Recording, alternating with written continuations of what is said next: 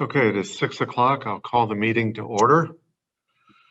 Pursuant to Governor Baker's March 12th, 2020 order suspending certain provisions of the open meeting law, GL Chapter 30A, Section 18, and the Governor's March 15th, 2020 order imposing strict limitation on the number of people that may gather in one place. This meeting of the Great Barrington Select Board will be conducted via remote participation to the greatest extent possible. Specific information and the general guidelines for remote participation by members of the public and or parties with a right and a requirement to attend this meeting can be found on the town's website. For this meeting, members of the public who wish to listen to the meeting may do so by following the instructions at the top of the agenda. No in-person attendance of members of the public will be permitted, but every effort will be made to ensure that the public can adequately access the proceedings in real time via technological means. In the event we're unable to do so, despite best efforts, we will post on the town's website an audio, video recording, transcript, or other comprehensive recording of proceedings as soon as possible after the meeting. Pursuant to Mass General Law 7C 30A, Section 20F, after notifying the chair of the public body, any person may make a video or audio recording of an open session of a meeting of a public body or may transmit the meeting through any medium. Beginning the meeting, the chair shall inform other attendees of any such recording. So this meeting is being recorded by CTSB, by the Edge, by the town, and maybe other members of the public. Any member of the public wishing to speak at the meeting must receive permission of the chair. The listing of agenda items are those reasonably anticipated by the chair, which may be discussed at the meeting.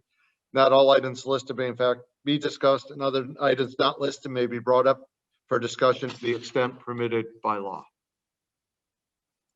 I want to make sure I have everyone in who's supposed to be. Yeah. So let's start out with the approval of minutes. Motion to approve the minutes of January. Should I do them all at once? Yeah, unless you have changes. No, I have a comment. January 25th, 2021, January 27th, 2021, and April 12th, 2021. I'll second the Mary. Okay. The April minutes included the minutes of the executive session, which I don't know if we have to approve those in executive session. All we did was approve previous minutes. I have no problem the way it is. I just want to make sure procedurally it's okay. Mark, do you have a comment? Yeah, sorry, I was just trying to unmute myself. I would say that you should just approve the public session minutes, and we'll approve the executive session minutes in another executive session. So amended. The problem with that, Mark, can we just get that we may never end because right. We'll have to have minutes of the executive session, which we approved the minutes. So maybe we need to. Let's approve it as is. There's a better way of doing it. Because as much as I love executive sessions, I just don't think I can do these every month. Yeah, I think it's fine either way. Okay. The original motion to approve the minutes as presented here. And I have a second from Bill. Kate is trying to log on. She's having trouble with the internet. So I don't know. Mark, you can. I'll duck out. And see if you can help her because she's here. It's a roll call vote. Lee? Aye. Bill? Ed? Aye. And aye. It's unanimous. Bill, are you having connection problems also? I'm in a car, so. Okay, it's just a little, I did hear you. I just wanted to make sure. Okay, that's good. No problem. Okay. Let me just give Kate a second to get on. Here she is.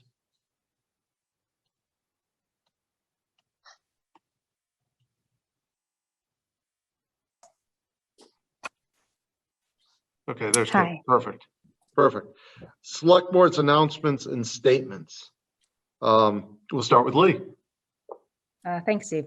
I just wanted to mention that last Wednesday on May 15th, I received a call from my daughter, who is a student at Monument Mountain High School, about an accident that occurred at the intersection of the high school and Stockbridge Road. Fortunately, the driver is fine, and the person that was involved with the accident is okay, although they were taken away in ambulance, I believe.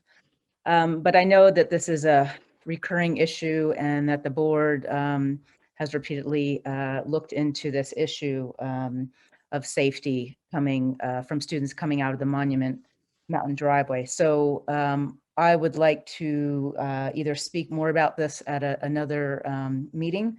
I'm very concerned, and I would like to have Chief Doherty on the line and talk about police detail in regards to protecting our students that leave the driveway of Monument Mountain High School.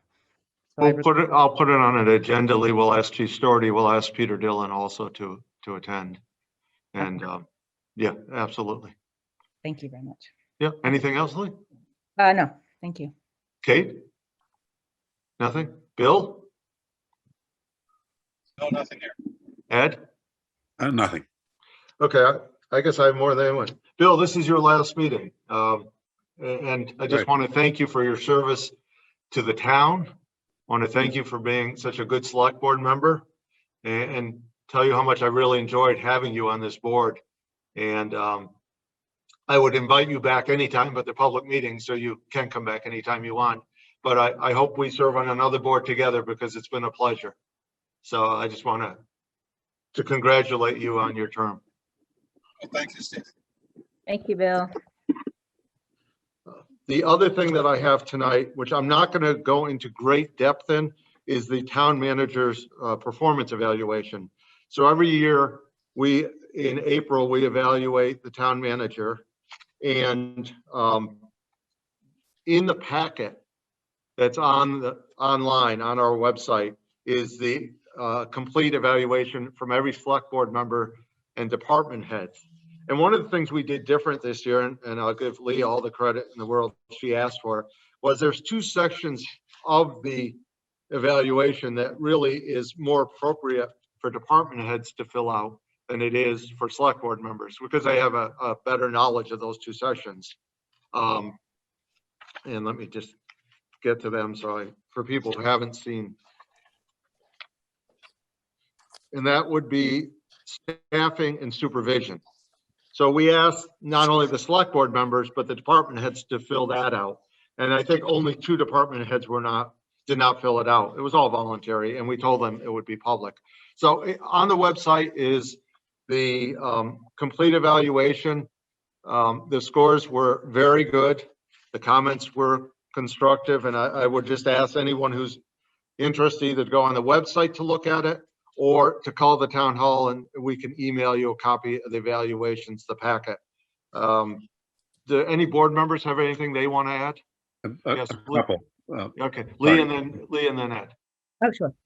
So thank you, Steve, for that. Yes, I had been concerned that department heads were not included on the evaluation. So thank you for including everyone.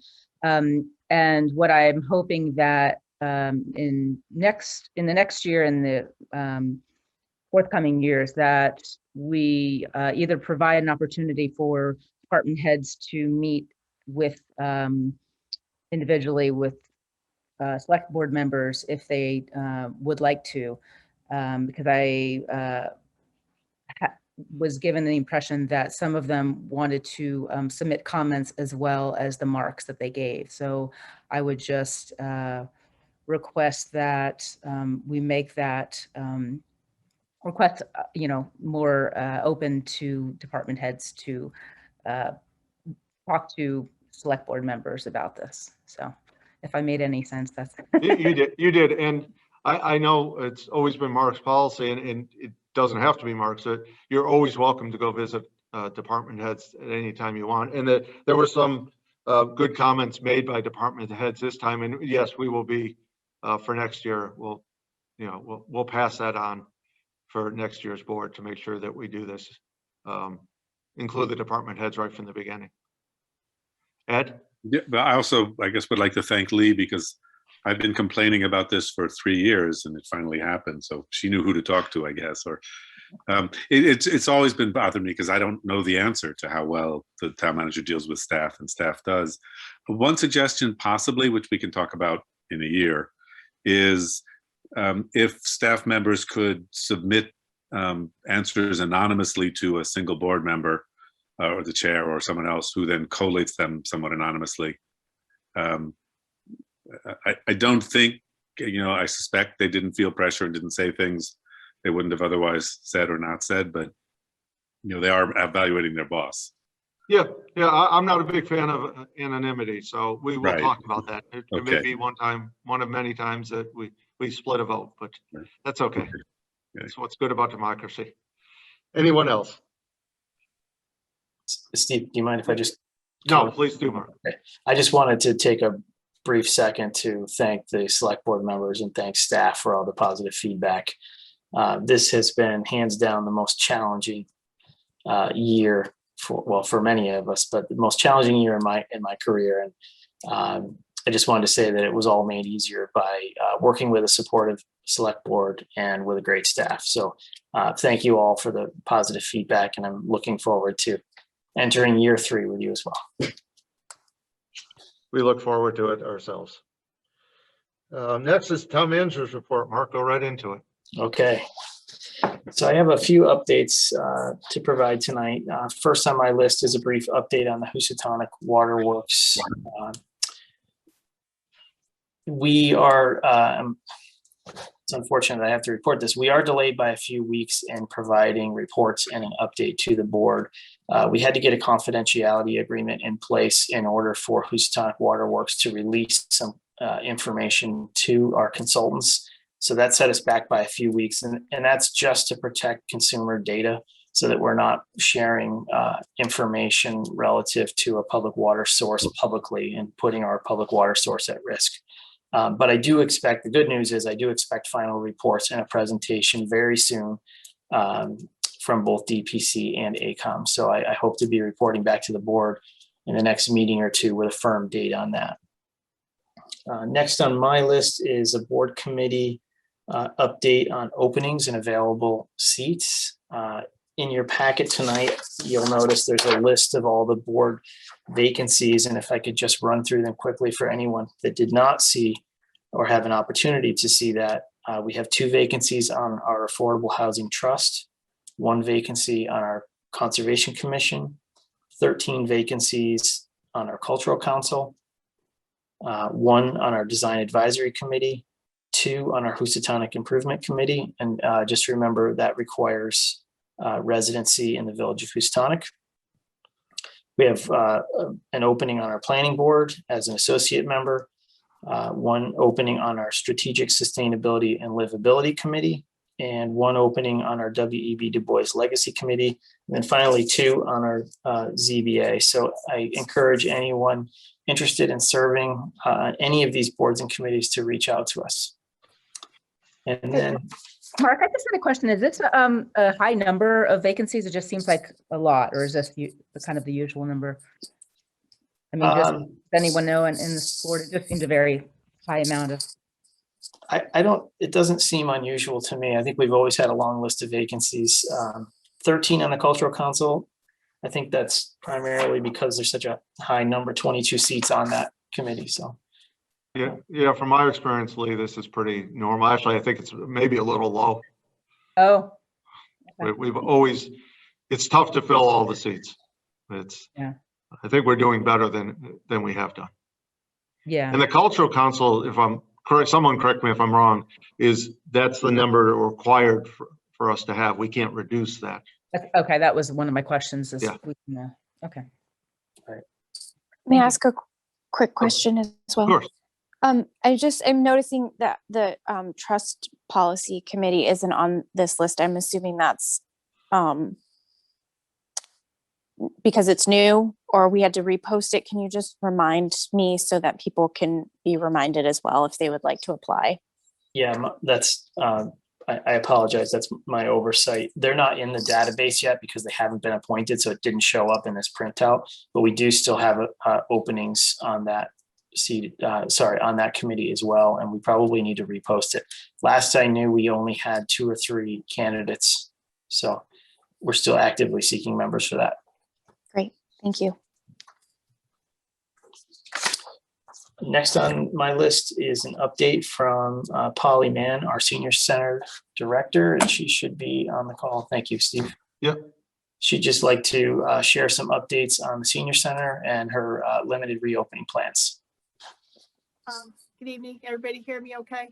Yes. I am up to date. We continue, just a brief update. We're continuing our meals for pickup, not congregate. We're not going to resume that for some time.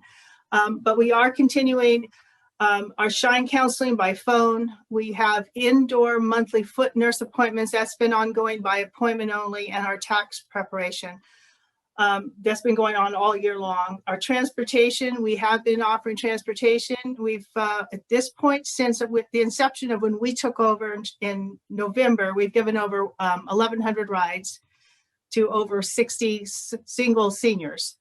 So, and we've been able to transport 18 of those to the vaccination clinic and to their second dose as well. So we're very proud of that. For the reopening, we'd like to start in May. We're starting next week with 2 outdoor exercise programs. They're very popular, very excited about that. TAP and Dee Foster's exercise class, as well as an indoor bingo with masks, all safety precautions in place.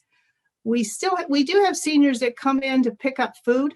You know, we have a lot of donations from Big Y, Berkshire Bounty, Brown Bag. They come in quickly with masks. We try quickly and then back out with the food products. So that continues. But in May, we'd like to continue the food distribution. We want to keep the meals ready to go. For now, it's working out beautifully. We've served up to 3,000 meals since the pandemic started.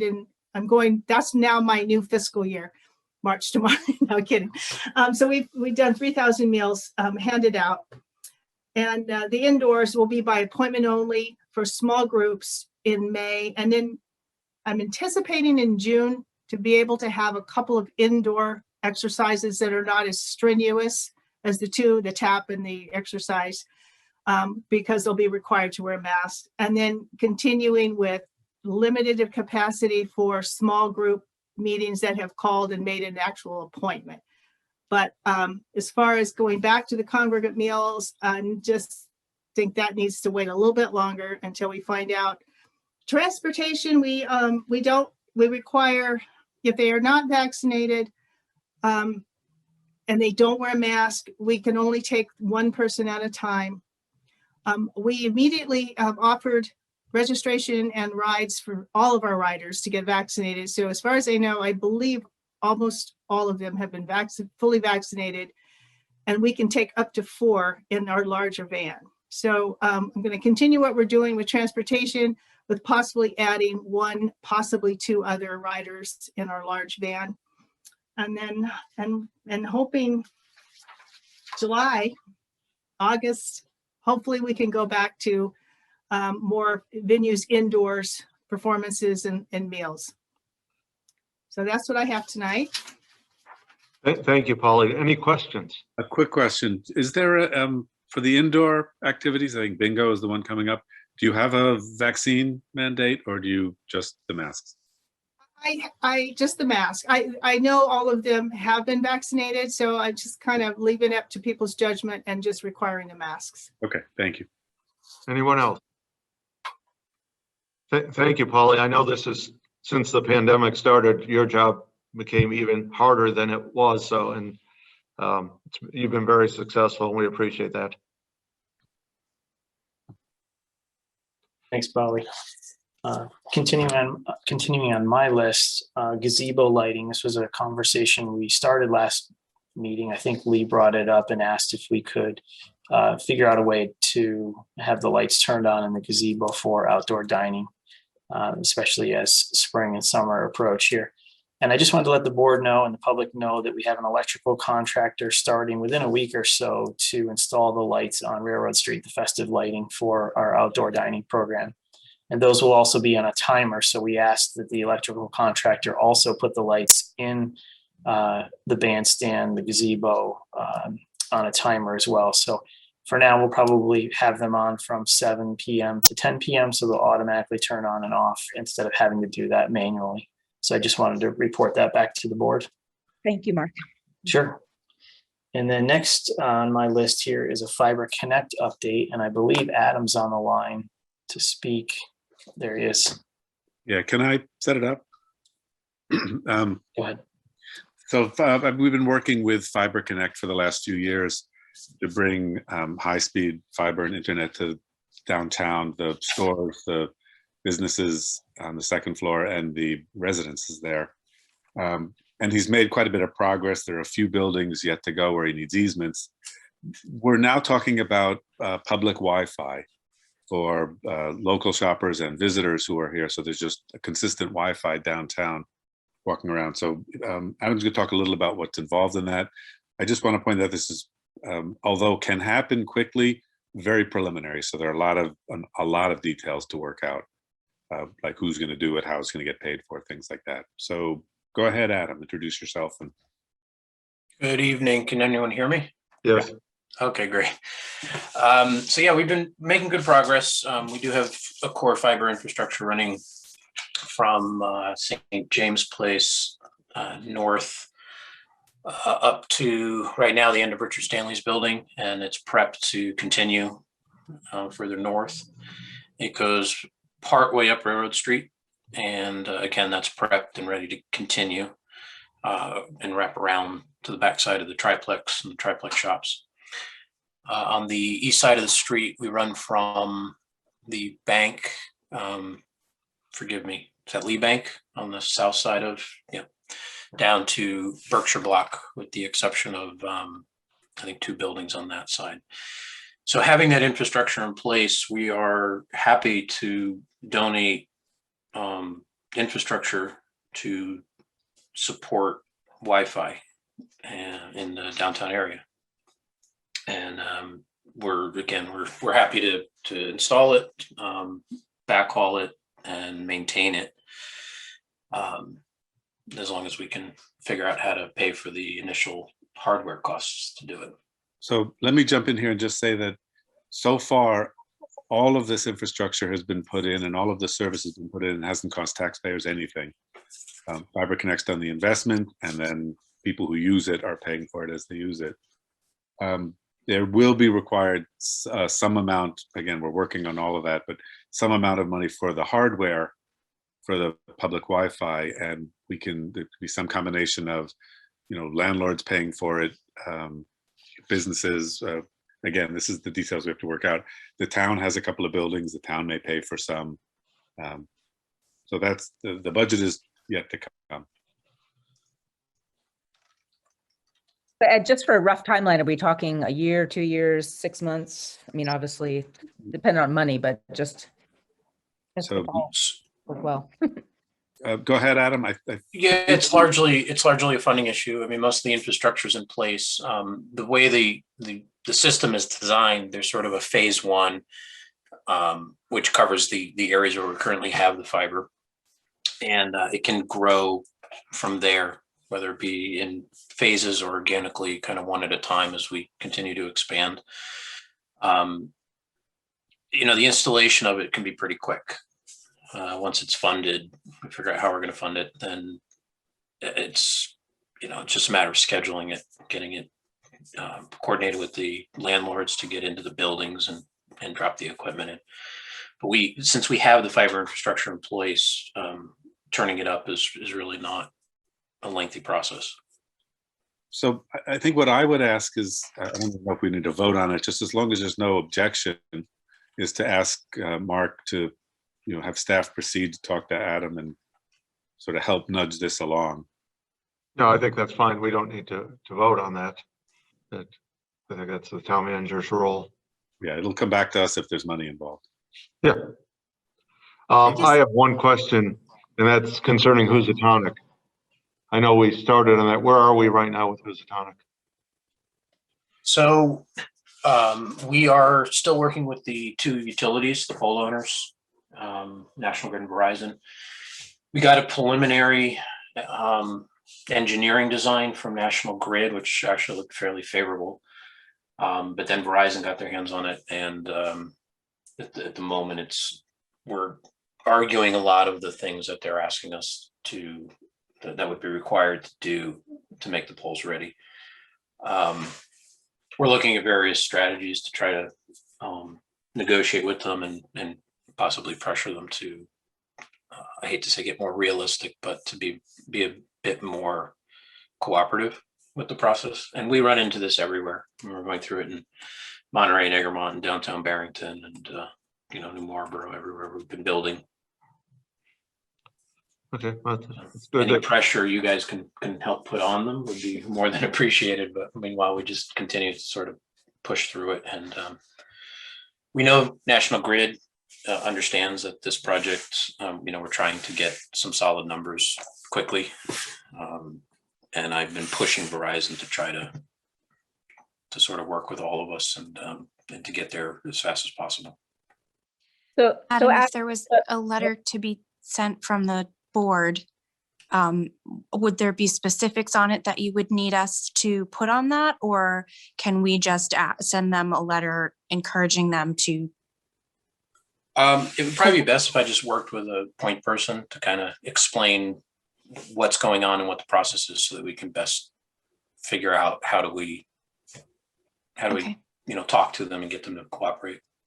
Ed, do you think, since you're already working with Adam on other things, that you would be up for, I'm sorry I feel like I'm stepping out of turn, but could you, bring something to us for a next meeting for us to sign and potentially send to, or something along those lines? Is that me you're asking? I'm sorry. I missed the beginning of that. I guess I'm asking you that, but then I'm realizing that it's not my place to ask you. I should be asking the chairman to ask you that. no, that's okay. Ed, do you want to do it, or would you rather have Mark and staff do it? It might make more sense to go through Mark. If I can be of any help, pull me in. Okay, that makes sense. Another sort of a similar question is the easements, Adam. I know you're doing pretty well getting the easements from all the building owners, or most of the building owners. Is there something we can do to help with the last few? Yeah, I mean, anyone who has, I guess, contacted the few left are just folks that I don't know. And as we've reached out, we're just getting sort of mediocre response. And I think it's mainly because they're more absentee landlords and, either their focus isn't there or not sure. But all right. I'm working on that list of the handful. I'll talk to you about that, and we'll see maybe town staff can help at least find contact information if we need it. Okay. I had a question. Yeah, just in terms of Housatonic. So it sounds like in the end, a lot of businesses will be contributing to the cost of actually running this. So in terms of the businesses that we have to tap into in Housatonic, will we have enough that this can be paid for or to move this along? The getting the fiber to Housatonic, originally when we talked, the town was going to pick up the cost of finding out how much it would cost, and then Fiber Connected, like all the rest of the work they do, they will cover the infrastructure. So the businesses in Housatonic won't pay for it unless they use it. They don't have to pay to get it there. That's correct, right, Adam? In large part, yeah. I mean, we have a budget, and we know what it'll cost us to construct it, and the real question is what the make ready will be. It's kind of a wild card. We have estimates and a budget based on what we would expect, and that's why we're negotiating with the utilities, because the original National Grid prelim looked favorable, and then Verizon came in and it got a little high. So we're trying to understand why they're requiring the work they're requiring. Doesn't totally jive with what we think should be done. And so if we can negotiate it down, then it's something that we can that makes sense, that we can actually get a return of investment on. Yeah. Otherwise, we would have to find some bridge funding in order to make that project work. Yeah, so I guess that was my question. If it's not feasible, we'll have to find some other source of funding.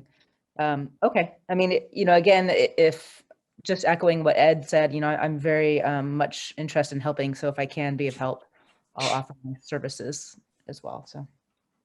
Okay. Yeah, I guess because everybody is always so interested in what kind of the next fiber steps are. And since we have you here, I mean, we're working on getting it hopefully into Housatonic, and we have downtown corridor and potential Wi-Fi downtown.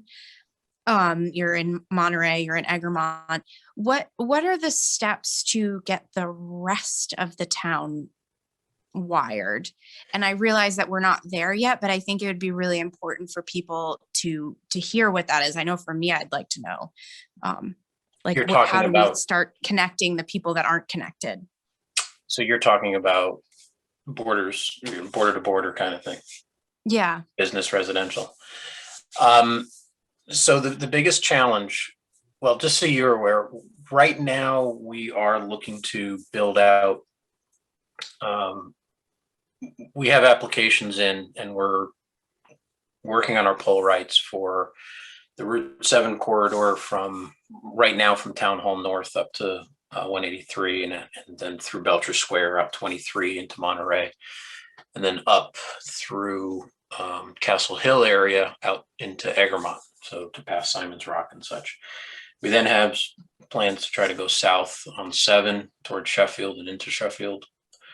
From there, the issue, and this is why so many people complain that there's monopolies on broadband providers, but unfortunately the way this works is the pole owners around here are typically National Grid and Verizon. And one of the most costly parts of this whole thing is to get the rights and the space on those poles. And you see it all the time. You see them replacing poles and restringing things. It's been going on Route 23 there by Butternut because of a solar farm project. And that is what gets incredibly costly, which makes it a lot more prohibitive to overbuild the incumbents that are there, right? So if you look on the poles, around Butternut as an example, you've got like 2 or 3 levels of Verizon, and then you've got Time Warner, and then the MBI is up there, and now we're trying to squeeze in.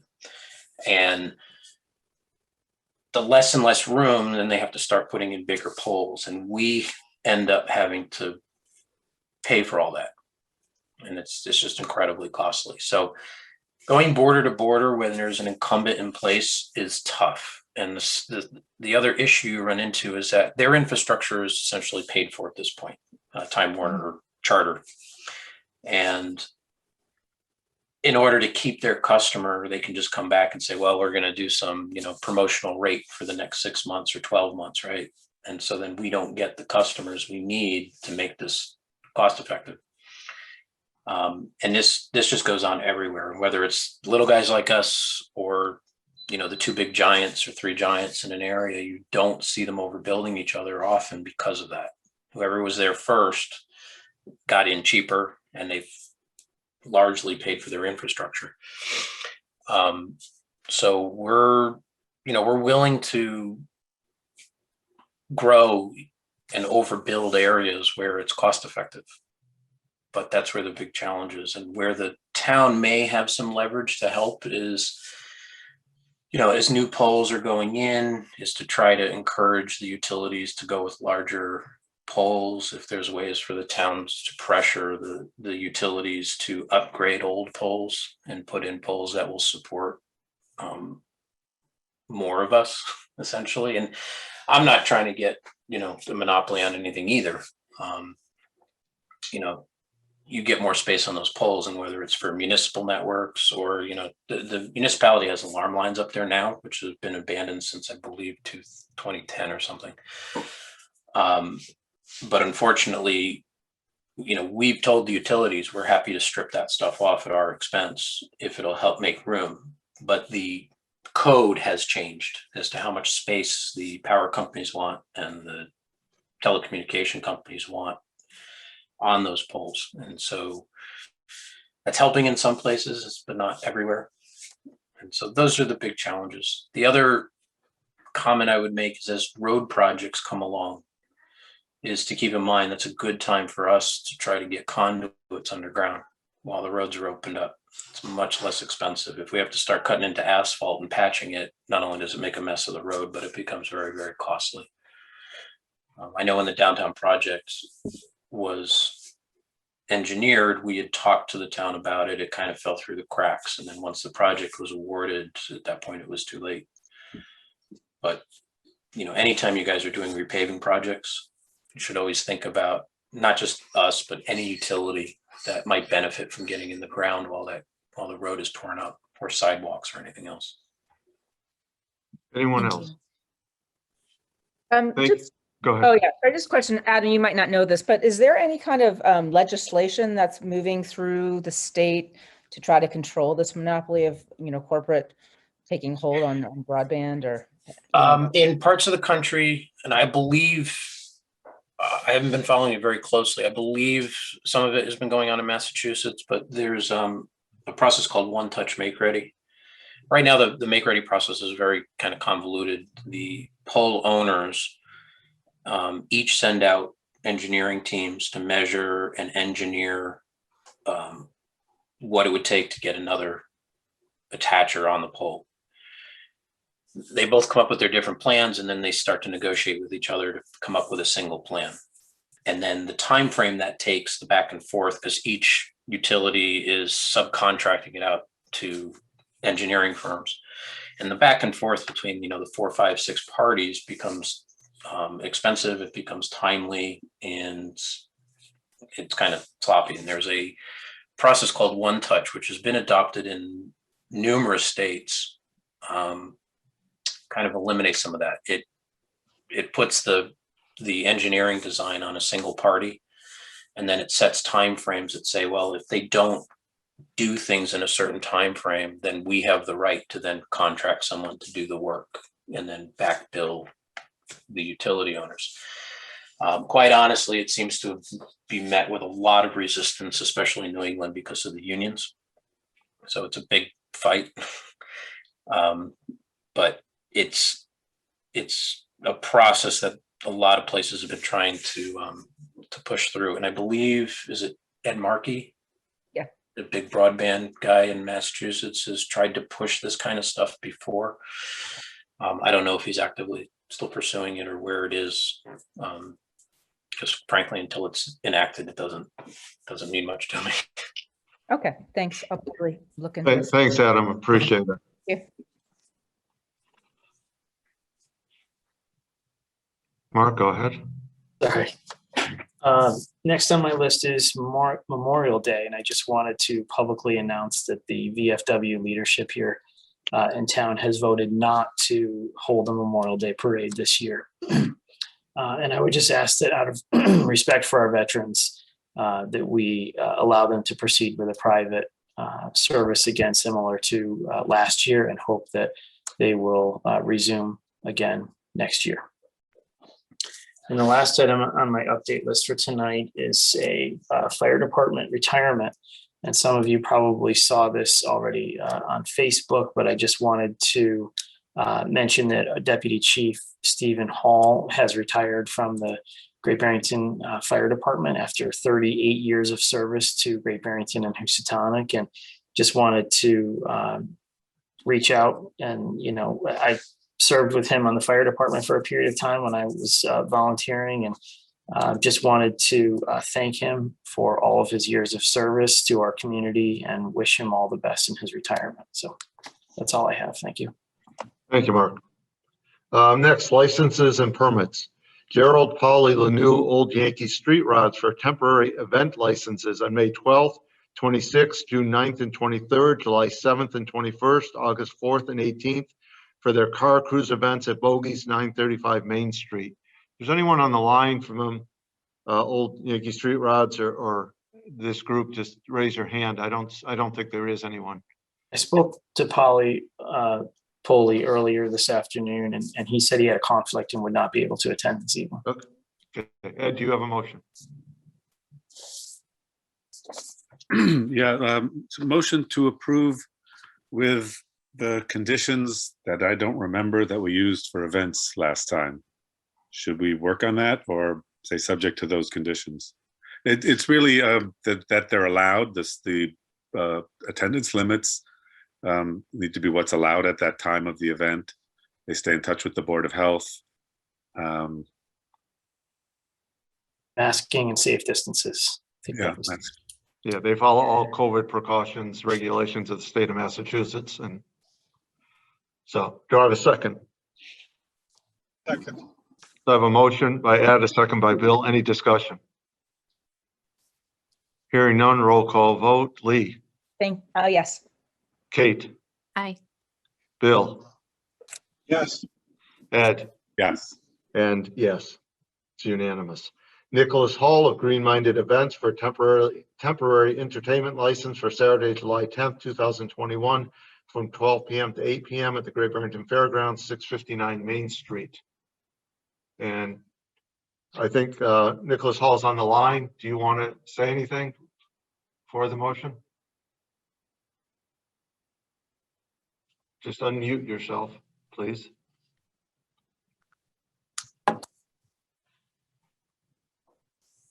Perfect. Thank you guys for letting me come on tonight. Very proud of Toasted Jam, and this is going to be the third year here in Great Barrington at the fairground. Last year we pushed through with very middle of COVID-19, and we're going to come back with the same protocols in place, enter the gate and all that, with our people being behind the plexiglass. We're going to take every individual's name and number. Last year we did the same thing. We took everybody's name and number, and we had 0 incidents or outbreaks, so we feel pretty confident. We will have at least 2 individuals walking around as security to remind people of the main thing. We're going to have signs throughout the whole fairground saying that. We will enforce the no consumption also on properties. We're gonna just with those security people, they're gonna remind people of that also, not to be smoking in public, that it's also the law not to do that. We have 2 security 2 officers for the front gate already hired on, so we'll have them there if anything else is needed extra, and we feel great. And I think that's about it. Thank you. Ed, do you have a motion? What? We'll discuss after the motion. Is that okay? Okay, motion to approve with the following conditions. The event organizer stay in touch with the health department regarding food permits, plans for potable water on site, and COVID safety related protocols. Attendance and other COVID regulations as of that date are followed. They follow the regulations for temporary signs, which the building department can help with. They just let them know tents may require special permitting. Generators must be set up by licensed electricians. Police department detail with 2 officers. Dogs, if permitted, must be on leash. No pets are allowed to remain in unattended vehicles, and no one's allowed in the wetland areas or in the grandstand or other hazardous buildings. Do I have a second? I'll second. Thank you, Bill. Lee, Thank you, Nicholas. Just how many attendees did you have last year? I know this is your 3rd year, so. We only had 357 last year buying tickets. Okay, and how many bathrooms do you have? How many porta potties?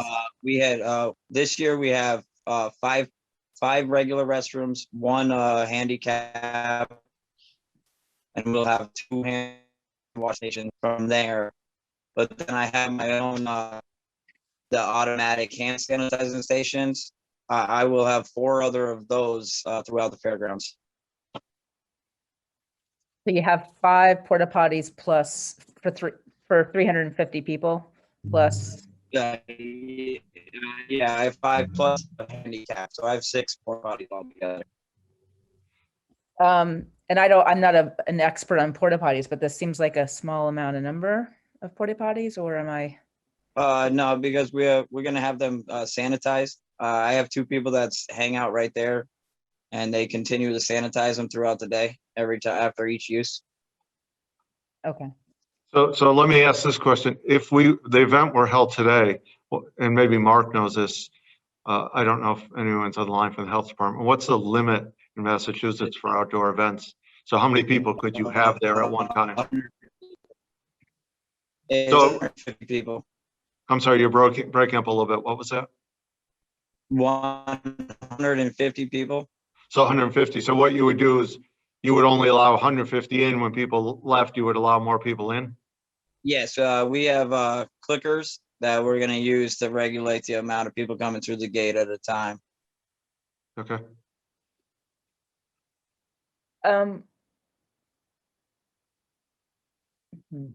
So will we have anyone from the Board of Health or there just to verify that they're following the rules, or how does this? I believe he does come at the beginning and he checks with the food vendors. I'm not sure if he hangs around all day. And there will also be a police patrol inside as well as one at the gate. Yes, there's always the 2 officers and they send one walking through every few minutes. I guess they walk one through. So I just want to say, at least to me, the enforcing the no public consumption, and I'm glad it's on your radar, is very important. It has. And we'll be looking at it this year. Yeah. Thank you. So just out of curiosity, if people have concerns, who do they call? Do they call who in the town, or do they call you, or? They could definitely call. Excuse me? They said he could call, they could call them. Depends on their concerns. I would also think the town would be, for instance, our health agent. If it was a concern about food, or if it was a concern about COVID, it would be our health agent. Okay, so she'll be available in case there's concerns. Since it's a weekend event, the best approach would be to contact the police department because they have contacts for all staff members, including the health department. Okay, thank you.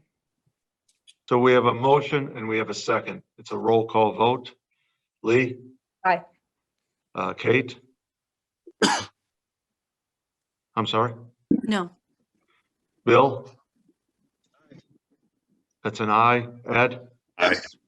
And aye. It's 4-1. It is approved. Thank you, Nicholas. Thank you very much. Appreciate it. Julian Bazalian of Bazalian's Fine Foods, excuse me in pronunciation, request update previously approved temporary outdoor dining license from 24 to 26 patrons. Is anyone on the line? I don't see anyone. So this is pretty straightforward, this part of it at least. Motion to approve. Second. Any discussion? So motion by Bill, a second, motion by Ed, a second by Bill. A roll call vote. Lee? Aye. Kate? Aye. Bill? Aye. Ed? Aye. And aye, it's unanimous. Next, a motion to open the public hearing for alteration of the premises of Bazalian's Fine Foods of their wine and malt license at 684 South Main Street. Motion to open the public hearing. I'll second. It's a motion by Ed, second by Bill. Roll call. Lee? Aye. Kate? Aye. Bill? Aye. Ed? Aye. And aye. Is there someone who's going to explain this? I'm not sure it's the town's responsibility. So I would ask that we table this to our next meeting because there's got to be someone who can give us an explanation of the proposal. Motion to table to, or continue to, somebody give me a date, May 24th. to May 24th, 6 p.m. I'll second that. Okay, so we have a motion and a second to table. Roll call. Lee? Aye. Kate? Aye. Ed? Aye. Bill? Aye. And aye. Okay, next is new business, the annual town meeting warrant review. So just a couple things on this. We've gone through this many times, so we will not go through the whole warrant unless select board members ask us to. There are two things that, one housekeeping and one, well, both housekeeping, I guess. One is that I asked at least 3 of the select board members to stop in tomorrow to sign. I will be one of them. So if you can, anyone can stop in tomorrow to sign the warrant that we're going to vote on tonight. And the other is a change, and I thought I wrote it down, but I didn't. Number 17, warrant article 17, which is the parking lot, the infamous parking lot. We are going to strike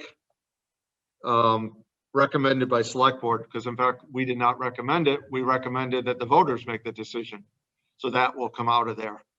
Other than that, I asked for a motion to approve the annual town meeting warrant. So moved. Second. Any discussion? Hearing no discussion. Mark, you have nothing else, do you? No, Okay. sorry. It's a roll, no problem. It's a roll call vote. Lee, Aye.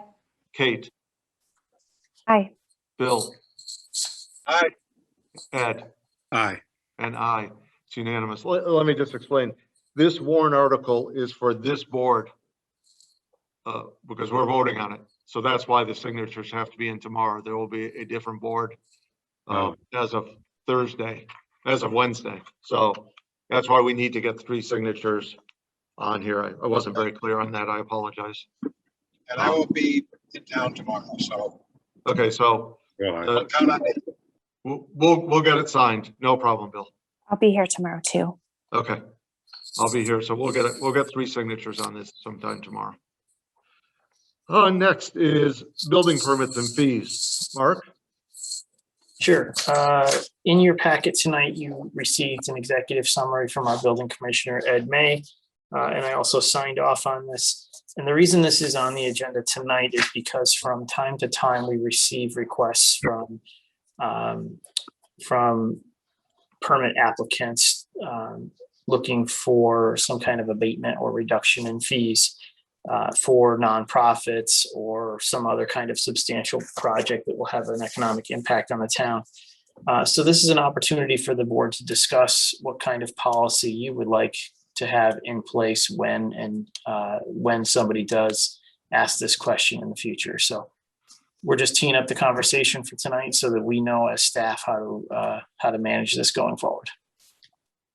Board members have any? I have my opinion, but Yes, I do too. If this board or the town decides to give money to a nonprofit, we should decide to give money to the nonprofit, and this or whatever other exception we would make. This seems like a backdoor way of doing it.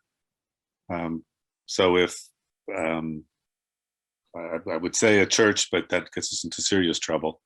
If the food pantry wanted an exemption to some building they were building because then they would have more money to feed hungry people, I think it would be much more clean for us to say, let's give them money to feed hungry people rather than this backdoor way. Lee.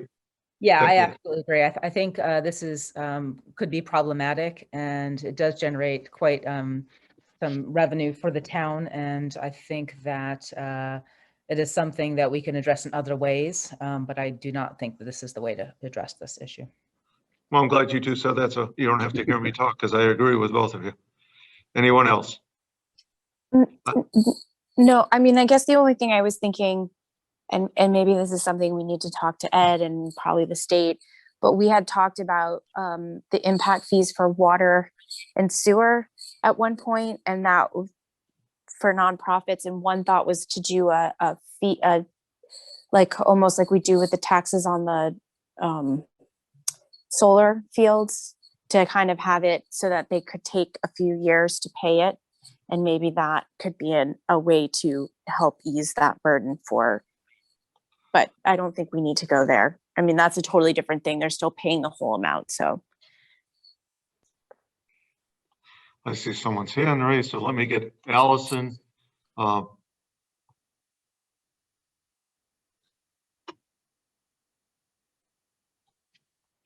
the Community Development Corporation of Southern Berkshire. Allison, go ahead.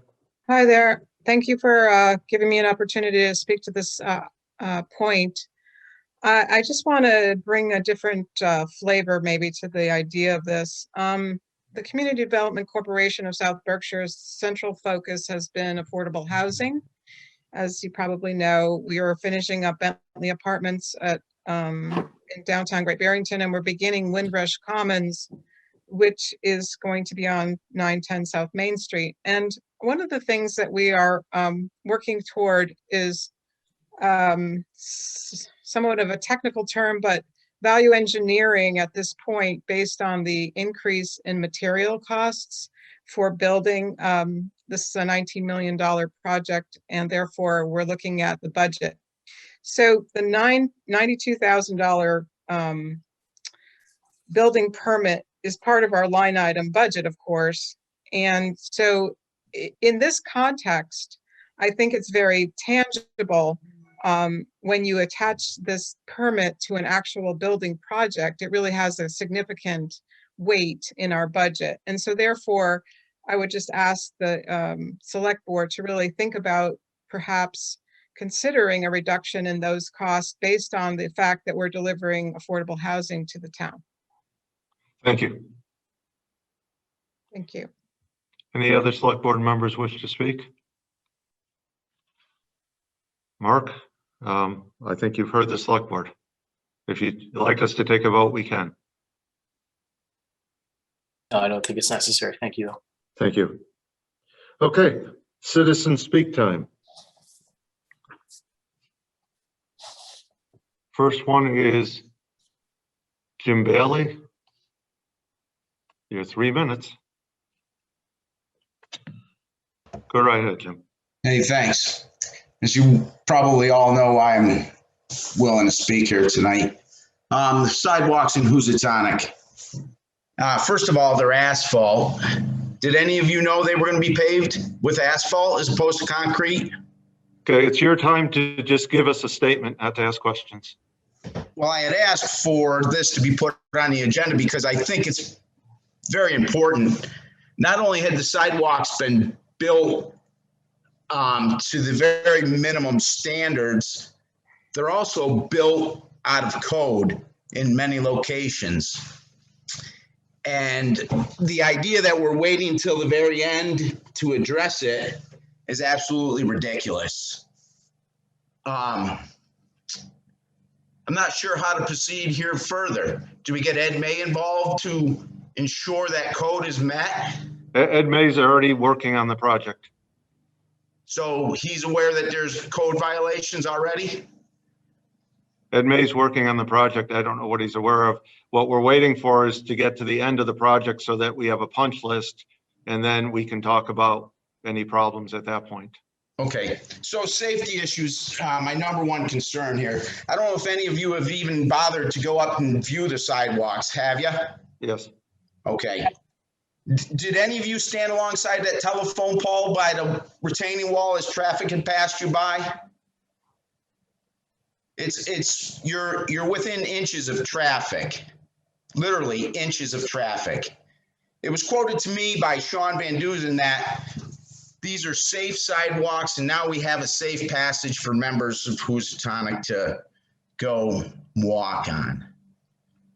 I believe that if they weren't built to the very minimum standards. I understand there were many constraints of this project, but I'm going to tell you what, this project wouldn't have gone through in Great Barrington. If this was Main Street in Great Barrington, it would have never gone through. I listened to arguments over placements of transformers, color of concrete, color of granite curbstone, placements of granite curbstone. Housatonic ends up with asphalt sidewalks. Not only asphalt sidewalks, but asphalt sidewalks built to the minimum standards. If we're going to build them to the minimum standards, I will ensure that each of those standards are met. And I hope that the town takes this very serious. ADA compliance is a very serious matter. There's many, many issues, and I would like to meet with all of you on site, including the engineer and whoever else would like to show, and I can point out all these issues. I had spent 4 hours on site with a construction engineer, a certified construction engineer I trusted and I've worked with for many years. And he pointed out numerous things that if it was a commercial site, they would have failed. It wouldn't have even gotten that far. It's just so disheartening to see that this is what Housatonic ends up with. I mean, this is what Housatonic ends up with. Each of you are so concerned about everything else. We've got. So just speak to the chair and not what everyone's concerned about, please. Your time's just about up. Well, I would like to get this on the agenda and see that all these code violations are at least met, and what we're going to do about the safety along that narrow portion of the sidewalk. You know, we listen to safety issues every day. Every one of your board members brings up safety with whatever permits. Yet nobody's too concerned about it here in Housatonic. Thank you, Jim. Your time is up. We will keep you abreast and we will meet with you on site as we get to the punch list.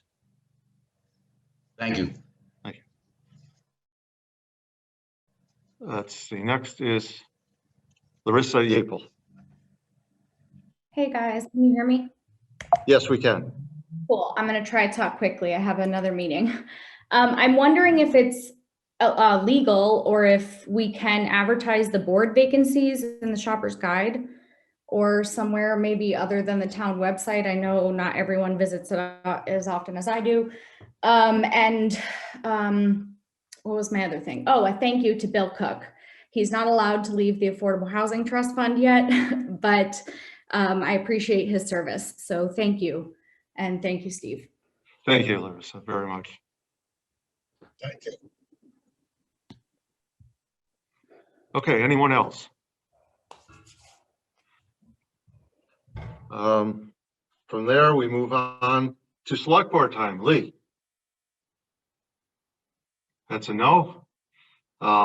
Kate? I'm all set. Thank you. Bill? Well, I would just like to thank you all for being on the board, and it's been a privilege to serve with all of you. Likewise. That's all. Thank you, Bill. Ed? Yeah, but Bill can't wait to get out of town, obviously. He's already on the way.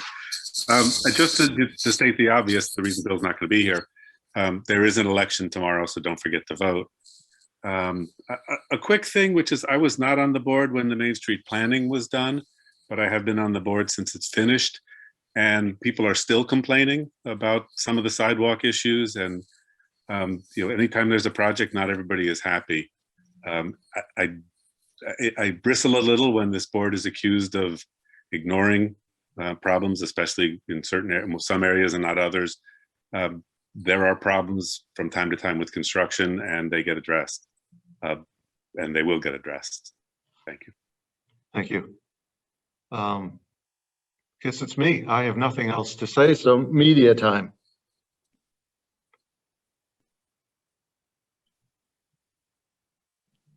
I see no hands coming up. So by unanimous consent. Yes. You didn't mention the number of attendees. I don't remember. Oh, you're right. I forgot. I did write it down though, so I'm halfway there.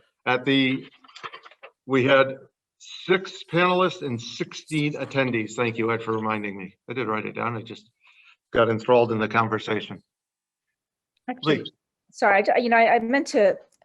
I just wanted to thank Jim Bailey and just anyone that is engaged in our community, because I do really believe in the watchdogs, and I think it's necessary to have them, whether they're in, looking out for Great Barrington or Housatonic. And I just want to, give a shout out to people that do speak up, because it certainly draws our attention to important issues. So thank you, Jim, for speaking up. And I encourage anyone else to really engage with the select board and not to be afraid of speaking up. So thank you. Yeah, absolutely. And we are adjourned by unanimous consent. Thank you, everyone.